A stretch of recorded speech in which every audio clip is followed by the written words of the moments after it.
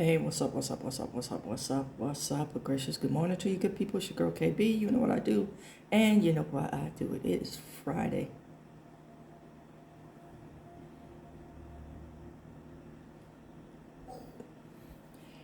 It's August 21st, and it is 3:22 in the a.m. Before I get into part two of this video, this line of thought, I'm going to ask you all to share in a moment of silence in honor and respect to my mother, who passed away 4 years ago on this very date. I was sitting by her bedside reading a Max Lucado book to her, as she was fighting to breathe, wouldn't keep her oxygen on. She was at an in-home hospice. I'm going to tell you what my mother died of. Dementia. And it started off as a simple urinary tract infection, which seniors often get. And that mimics psychosis. And with someone that has dementia, it's like, watching a very long field goal as the ball goes end over end over end over end.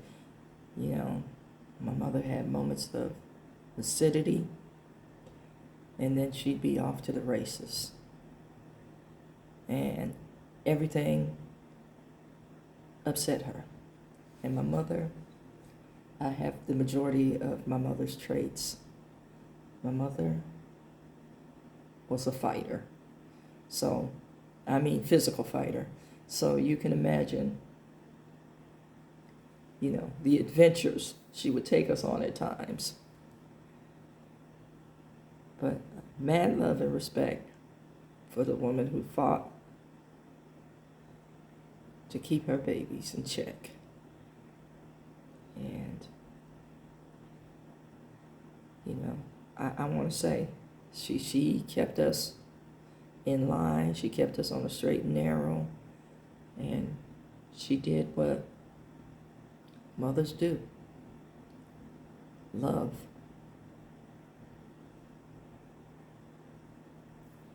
So, mad love and respect for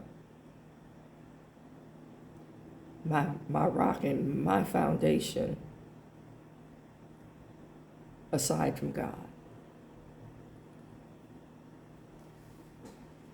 And at times, I need to say this before I get into my message, at times, she was the representation of God in my life. We talk about the angels that lead the way. She was the angel that lived the example. Okay. Now, getting into my part two. It's talking about the people who lose all their cool points. So that's how I'm going to phrase it, as opposed to how I want to phrase it. When you hold them accountable,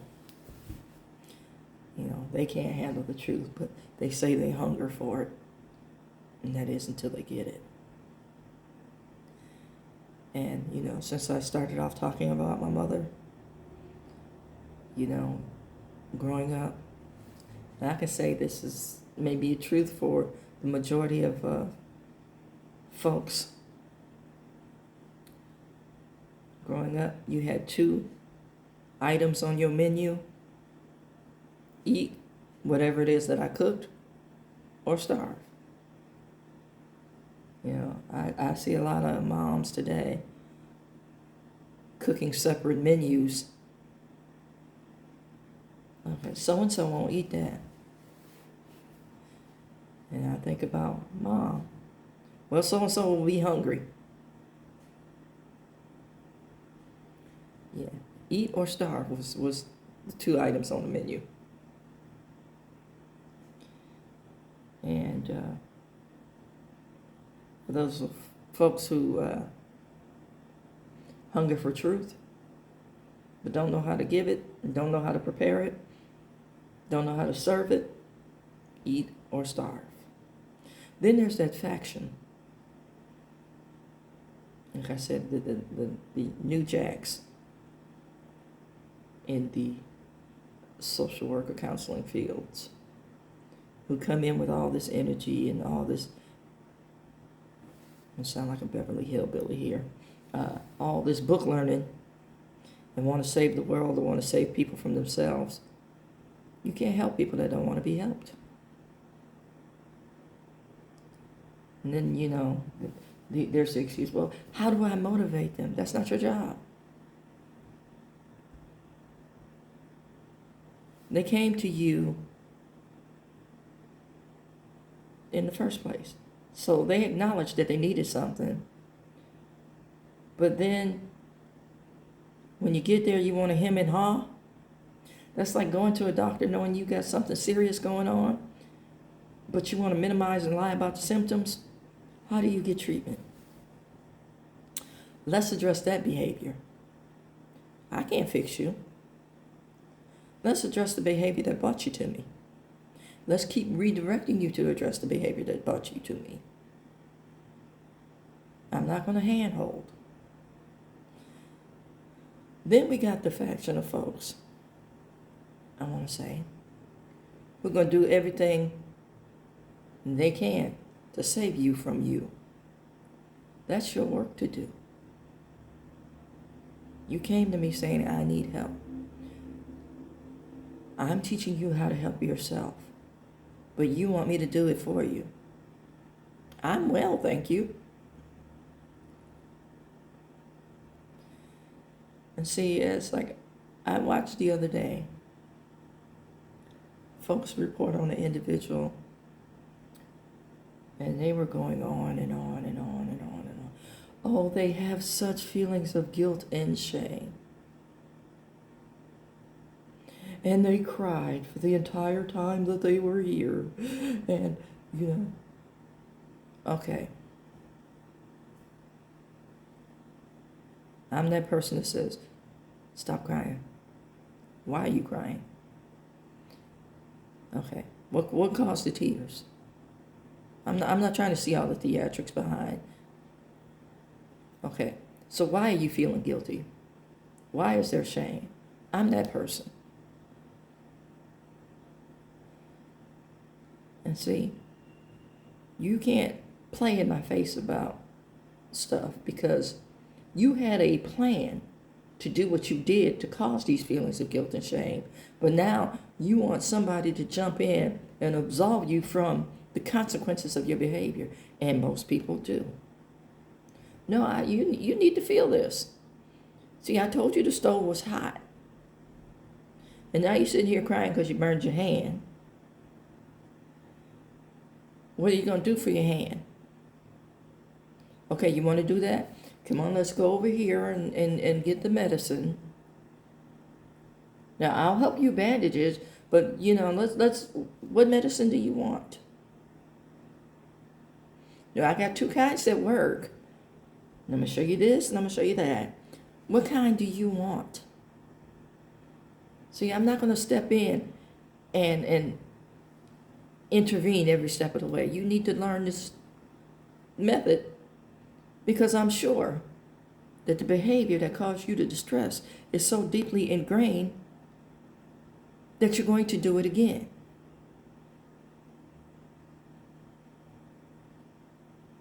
I wish I could learn from, the first time. There's some people that will teach you, ooh, I'm never messing with you again. And I appreciate those real lessons. But let's go back to the narcissist in us. We think we're stronger than the thing that we encountered, or slicker than the thing that we encountered. that cause us distress, so we'll keep trying. We have that little well of reservation.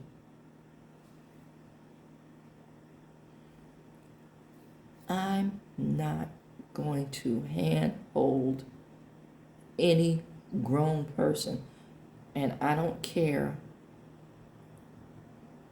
what experience you've had at this ripe old age. I'm not going to give you an out for doing your work. Oh, they just need a helping hand. Okay. My helping hand is open your ears. I'll watch you while you do it, but I'm not doing it for you. I can't, and I won't. And to quote my father, what you eat won't make me poop. He said it more graphic. But you get the picture. Do your work.